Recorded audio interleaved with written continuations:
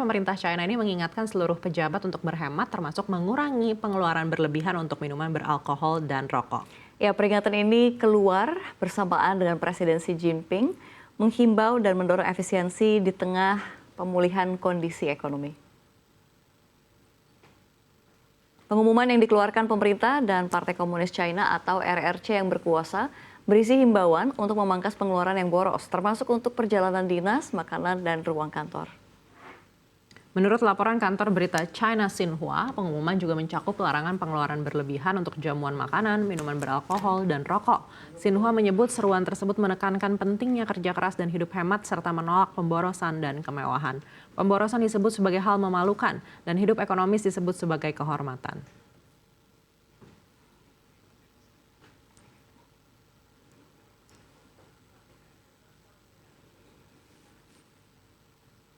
Wah, menarik sekali ya. Jadi aturan pengeluaran ini mempertegas kembali kampanye Xi Jinping agar pejabat memangkas anggaran menyusul pendapatan penjualan yang terus turun.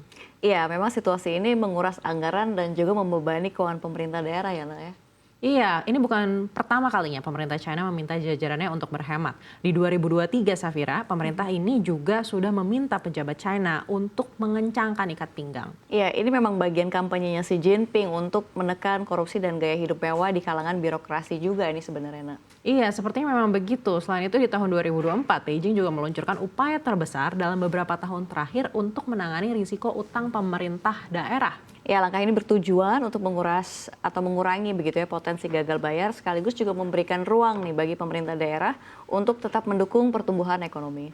Nah, kalau bicara soal efisiensi, ternyata bukan hanya pemerintah Indonesia saja ya, namun pemerintah China juga melakukan hal yang sama untuk efisien. Iya, yang berbeda nih di Indonesia belum ada aturan pengeluaran pejabat dan himbauan agar pejabat hidup hemat. Wah, harusnya ditanamkan juga nih sesuai dengan berita tadi di China kalau pemborosan merupakan hal yang memalukan dan hidup ekonomis adalah kehormatan. Kita akan lihat ya responnya seperti apa dari pejabat kita kalau memang ditekankan Disuruh ada hemat. imbauan seperti itu.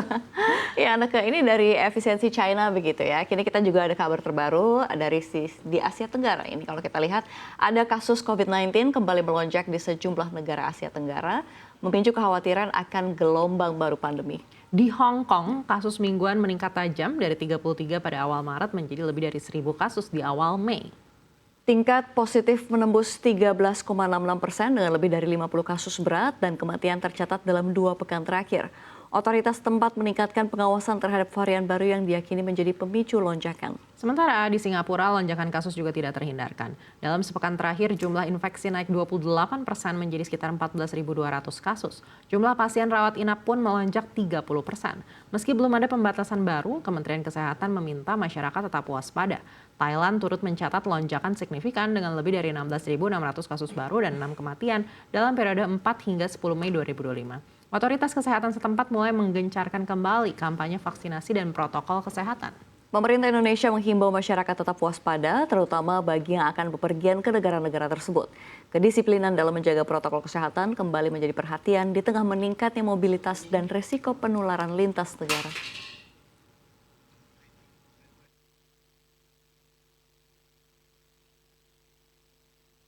Ya, Anak, kayaknya kita emang nggak bisa benar-benar lengah ya soal COVID-19. Baru aja mulai terasa normal, sekarang kasusnya udah naik lagi di beberapa negara. Iya, dan ini bukan naik tipis-tipis ya. Di Hong Kong dari puluhan, tadi 33 disebutkan, langsung ke 1.000-an kasus per minggu. Singapura juga lonjakannya sampai puluhan persen. Kita jadi deja vu ya akan kasus COVID-19 yang terjadi di awal-awal. Bener, yang bikin deg-degan ini variannya bukan yang lama. Sekarang ada varian baru lagi, ada LF7. Ini namanya juga agak asing juga ya, ada NB18.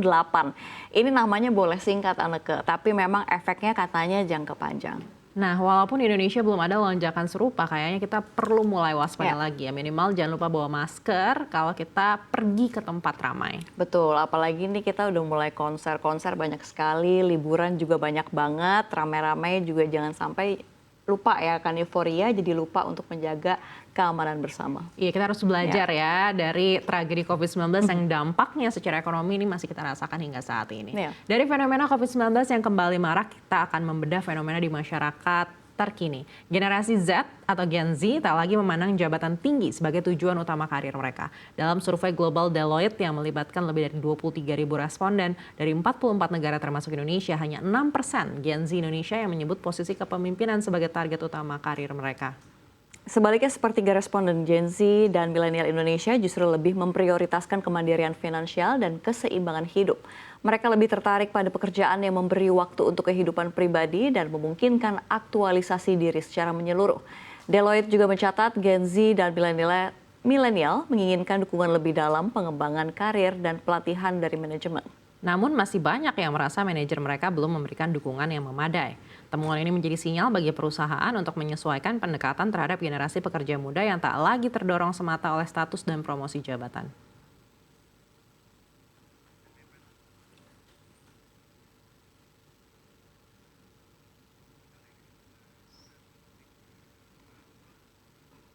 Menarik ya hasil survei Deloitte ini. Ternyata hanya sedikit Gen Z Indonesia yang menargetkan posisi kepemimpinan sebagai tujuan utama karir mereka, Safira. Betul sekali, ini justru mayoritas lebih memprioritaskan kemandirian finansial dan keseimbangan hidup. Nah, ini tentu saja menunjukkan pergeseran nilai dan pergeseran budaya ya, berbeda dengan era orang tua kita gitu ya.